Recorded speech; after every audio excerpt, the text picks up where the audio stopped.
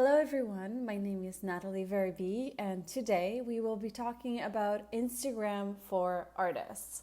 And it is a really interesting concept to think about Instagram as a platform designed specifically for artists to allow them to share things about their creative process. When you're an artist, you're trying to get more people to follow you, get people to like your stuff so that you're seen by more people.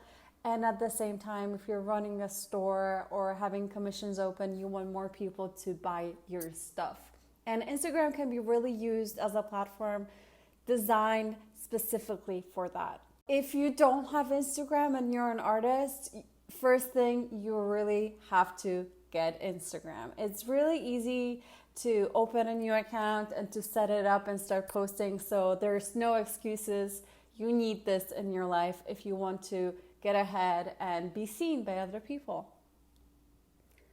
So when I talk about Instagram or any kind of artistic publishing work, I always talk about the two who's, the two what's, and the one why.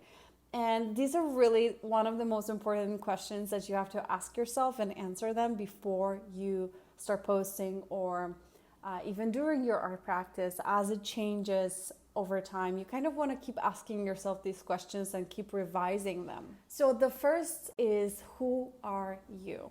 And this one is specifically important because it really pertains to you specifically. So who are you as a person and who are you as an artist? You kind of have to know this before you get yourself on this adventure of being a creator. What drives you? What are the things that are different about you that nobody else has? These are really important things to think about. The next one is, who is your target audience? And the reason why this is so important is because as an artist or as a maker of anything, you want to reach your target audience.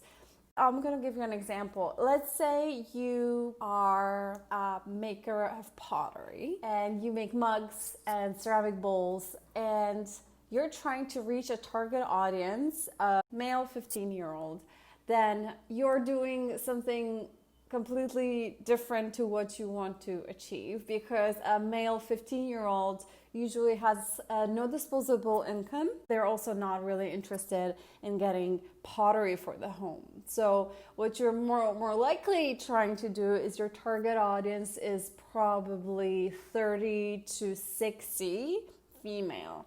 So you're trying to really understand your target audience. Whatever you're creating something, you want to make it for your target audience so that more of them keep coming to you and they really engage with your stuff. Because if the target audience is wrong, then it doesn't matter how good your stuff is, it just won't be seen or received very well. Now, what kind of content, product, or service do you offer? You have to kind of understand, what is it exactly that you offer? So I'm going to give myself as an example. I'm an illustrator and my target audience is usually females between 20 to 50 years old, people who are interested in witchcraft and body positivity.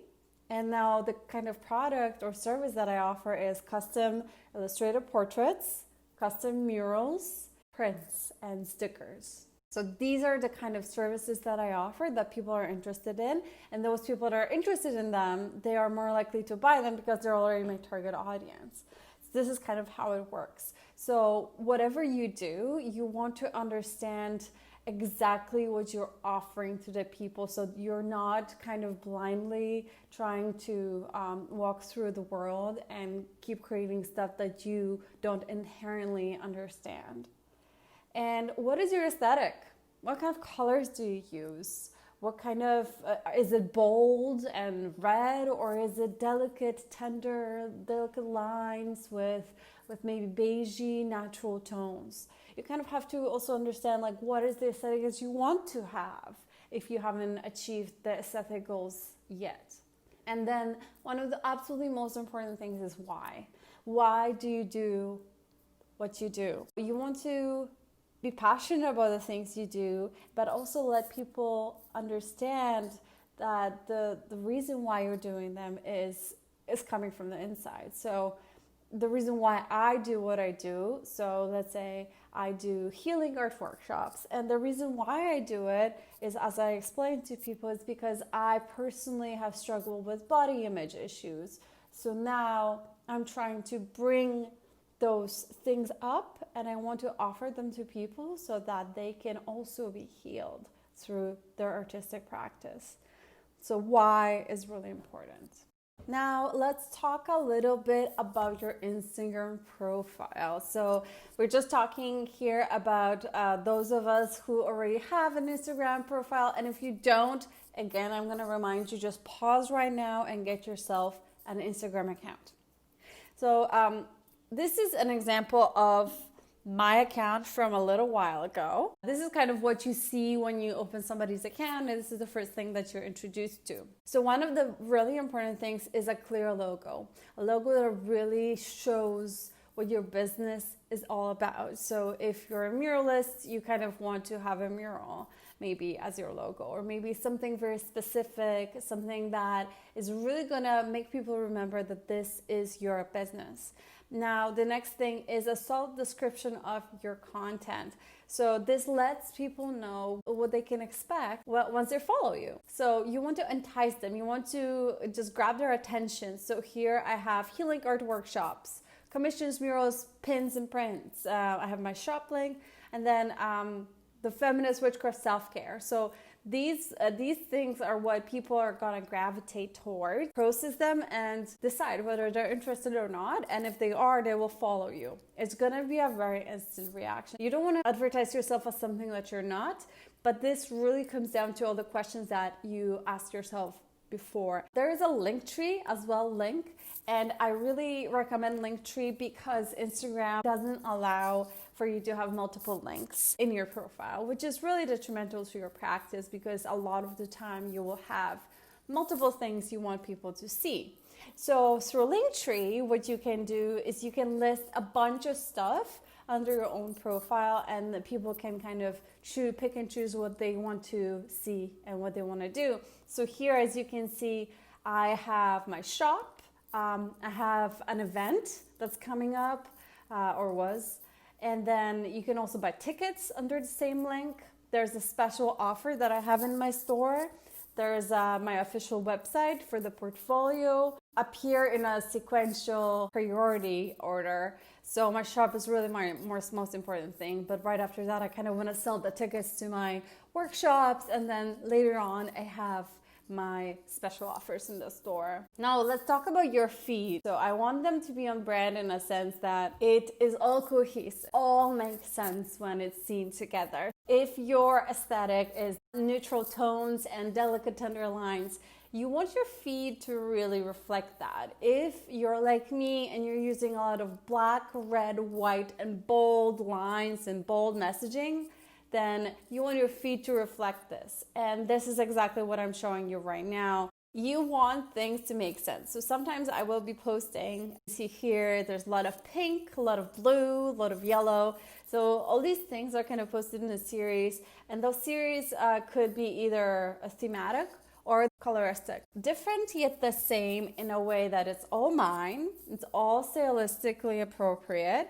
At the same time though, I'm posting different stuff. I have my mural work at the same time as I post a market I was vending at. So you can see my products.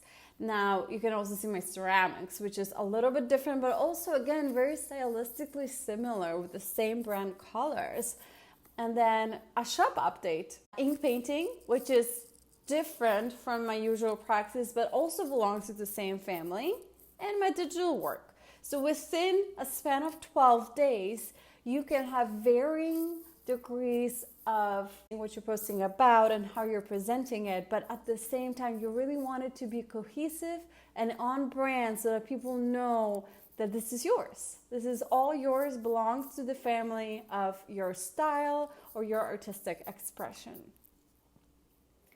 When it comes to planning your feed, there's a few ways you can do this. But it is really good to plan it at least a couple days ahead, just so that you know how it's going to look like once it's posted. And when somebody opens your feed and your page and your profile, they see something that makes sense. So you can either use a planner app that allows you to schedule and arrange your posts, but I find that a lot of the time, unfortunately, the free versions of them are very limited and usually just cost money. So I personally don't use the planner app, but again, this is totally up to you. It's something that is very useful and will allow you to go further with designing your feed. Or you can organize it yourself. When you organize it yourself, you really have to put in the work. You not only have to plan it a few days ahead, you also have to plan making the work a few days ahead. The way I work is that I usually have multiple things ready before I post anything from a series. So let's say, as you are looking at the screen now, the 3 top images I created as a series a few days before I posted the first one. The things below, what I did is I created 2 posts, the bottom right ones. I created the 2 posts in that color scheme, and then I decided after posting the first one and having the second one waiting to be posted, I created the 3rd one and then created the 4th one. So I always had a little bit of wiggle room and a few days of extra time where I'm not stressed. Everything's planned and everything's just there waiting for me. But I also, every day I also create. Making extra content ahead of time without using any crazy apps. The drafts folder on your Instagram, here on the bottom, these are all my drafts and I can manage them.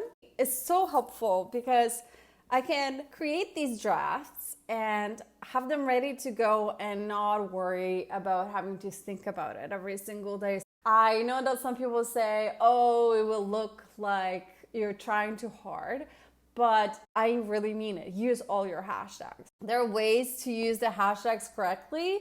First of all, I usually post my hashtags as a comment to my post right after I post it. You don't want to wait to have your hashtags stored. And I store them on my iPhone's notes. The moment I post, I go to my notes, I copy paste it, post it underneath as a comment, and I'm done. Maybe 5 to 10 hashtags that are famous or that have hundreds of thousands of posts. And those are kind of your lucky go-tos.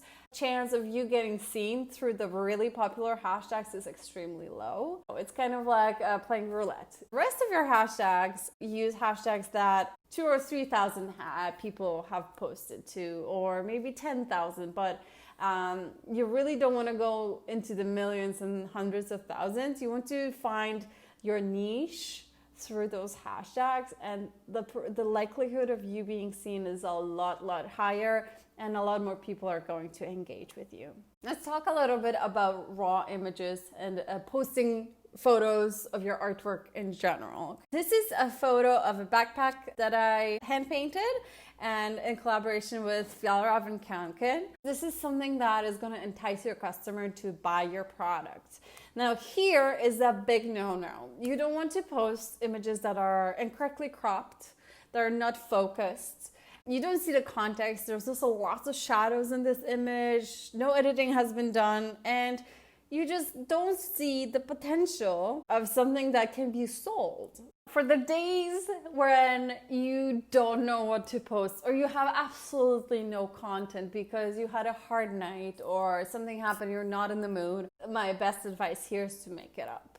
And there will be days like that, and that's totally fine. And don't feel pressured by them, but at the same time, you want to keep your feet going. And the way you want to make it up, so in my case, I didn't have any drawings to post that day, but I was in the studio, I was having coffee in the morning, so I kind of put this scene together on a nice piece of wood with nice lighting to show people that I'm working. This is me in my studio, I'm working. This is what I do. Shows you my iPad, my glasses, meaning I'm doing work, and obviously, and a coffee or a tea, so I'm ready to go. This is today I'm gonna tackle it. So this lets people gain a little bit of an insight into your life, and you didn't waste a day of posting. So this is really great in case you don't have anything. Now, easy edits. Easy edits are important because you don't need any crazy apps, again, in order to edit your photos to look really nice, professional. This is an example of some super easy edits that are on my brand. You want to find filters and edits that work for your brand specifically. But for my brand, I want a lot of like bold, vibrant reds and deep darks. In the Instagram app itself, play with brightness and contrast or explore filters. Filters are really easy. I usually go for the filter Juno. That's my go-to for my black, red, and white images. So this is an example of how you can transform a regular looking image into something warm and inviting and bold and vibrant. You want it to catch the person's eye. This is a photo of me and my cat. If you're an illustrator, this is an idea for you. Take it to the next level, because this not only shows you as a person, this shows you as an illustrator. It shows you within the profession that you're aspiring to be or you are at already. So it really gives people more interest, more things to focus on. And this is really important. Make work that you believe in, because people can pick up on stuff like that. So when you make work that makes sense to you, you will be able to reach your niche audience.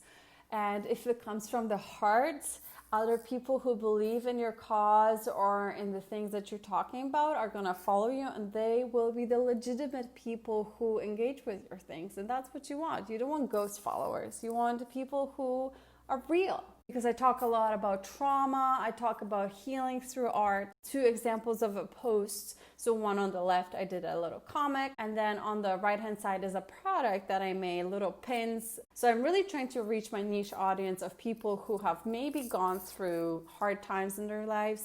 A lot of them female identifying, are now able to heal through seeing art or making their own art, just like me. So this is kind of what connects us. Instagram stories. I cannot stress enough how important Instagram stories are. It may feel like they're just nothing, that you're just posting whatever, but it really keeps you in the loop of being seen by your followers. If you don't post enough and you don't post daily, you will be forgotten in the algorithm. And it really doesn't make any sense. And I really don't think Instagram should be made this way. But that's how it works, and I want you to beat the algorithm. And the only way you can do this is by posting daily and being seen by people. The more you're being seen, the more you're being seen by more people. It's kind of like a vicious cycle. One of my favorite strategies is to quiz and question. Here's me on vacation with my feet, and I found something on the ground. Am I an artist? Does this mean that I live in a perverse fantasy world with unrealistic expectations? Now, because a lot of artists follow me, they will want to engage with us, and they will instantly want to answer this question. And even though this is not related to my practice, it engages people because people love to be asked questions, and they love answering the questions because it's a very personal thing to do. So this is one of those things where the more people answer this question, the more people see this story, therefore the more people see your profile. So this is kind of how this works. You also want to think about actively engaging your followers. And this is one of the ways as an illustrator I do this. I do, what should I draw? And once a month or once a week, I do this where I ask people what they want to see drawn. And I use the question sticker and the responses roll in. So you will have lots of people telling you what they want to see. I do little speed paintings and I post them, and then I post my final later on. So I document the process through sketches, and then I tease them with the final. People to want to know what's under the sticker, and in order for them to do that, they have to visit my profile. Therefore, they have to click on that post. Therefore, usually they will like it because they already saw the process. So I tease, and then I release as a post itself that can be seen and liked. Tease in stories, release in your feed. Shamelessly styling your stuff is also quite important because this is your profile, your Instagram, so you can do whatever you want. You should do it. because you want to get money. If you have an Etsy store, you have to promote it. Promote it daily in your stories with a link. You want people to see it. Even if they don't click it, they have it in the back of their minds now. Now, work in progress is an interesting concept, as I mentioned before, because people like to see the process of things being made. So here is a sketch. Then I kind of started filling in the shapes. This is me. It's also important to post things that show you as the artist, because detaching yourself from your art a lot of the time makes people detached from your creations. Then I kind of posted later at night, not very good lighting, but I kept posting my stories. And then the final. So you kind of walk people through the process and people get excited. Now, this is at the very end, you can see a better quality photo with lighting that I posted as a post versus a story. When I talk about the human in me, in you, and all of us, you really don't want to be seen as just the artwork. You want to be seen as a creator that creates artwork. So on the left, it's me with my paintings in the gallery, but I wouldn't use that as a post on my Instagram feed. This is not something I find necessary. But so on the right hand side, you can see the final post with good lighting, better crop. On the left hand side, this is something I would post in a story so that people who follow me can still see it. This is me painting a mural a couple of years ago. People get curious. People want to see what you're up to and how you're doing it. In stories, I will post my process. So on the left hand side and in the middle, you can see me with the iPad, the music, the tea, the coffee. You show your human sides, yet you're still the creator. And then sometimes I post funny stories like the one on the right hand side, where you can see me actually doing a little photo shoot with my stuff. Now, just to sum all of this up, in order to grow your following, first of all, you just have to post quality content regularly. Good content posted regularly doesn't mean every day. If you are busy, you work full time, posting regularly might mean once a week or 3 times a week. Whatever it is, you have to stick to your schedule. You have to post those stories daily. Engage with your followers. It's really important to like, comment, to respond to their own stories, because the more you do that, the more human you appear and the more likable you are and the more people want to engage with you. Please use hashtags under every single image you post. Be consistent. Be good. Do good work. Don't give up, because Instagram fame, it really doesn't happen overnight unless you buy followers. And you don't want to do that because those followers are not real.